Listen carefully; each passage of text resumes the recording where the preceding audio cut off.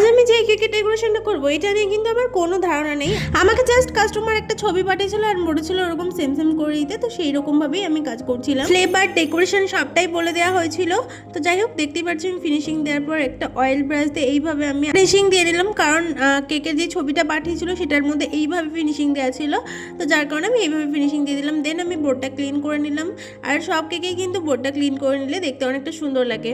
তো যাই হোক, তারপরে এই ছবিগুলো আমি কিভাবে বের করবো সেটাও বুঝতে পারছিলাম না, যেহেতু আমার এই বিষয়ে কোনো ধারণা নেই। তো সেখানে আমার একটা ফ্রেন্ড আমাকে হেল্প করেছে, আমি ওকে জাস্ট বলেছিলাম যে কীভাবে কী লিখলে এই ছবিটা বেরোবে, তো সেটাও ও বলে দিয়েছে। তো সেই মতন আমি এগুলোকে প্রিন্ট করে এনেছিলাম অ্যান্ড বসিয়ে দিয়েছি।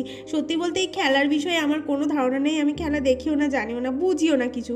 তো যাই হোক, আমাকে যা বলা হয়েছিল তাই তাই করে দিয়েছিলাম, আর এখানে লিখে দিয়েছিলাম অভিনন্দন, আমাকে সেটাই লিখতে বলা হয়েছিল। আর সেই দিনকে কিন্তু আমার আরও একটা বেন্টো কেকের অর্ডার ছিল, আর এই ছিল কেকের ফাইনাল লুক। কেমন লাগলো আজকের ভিডিওটা জানাতে ভুলো না। দেখাচ্ছে নেক্সট ভিডিওতে, চলো টাটা।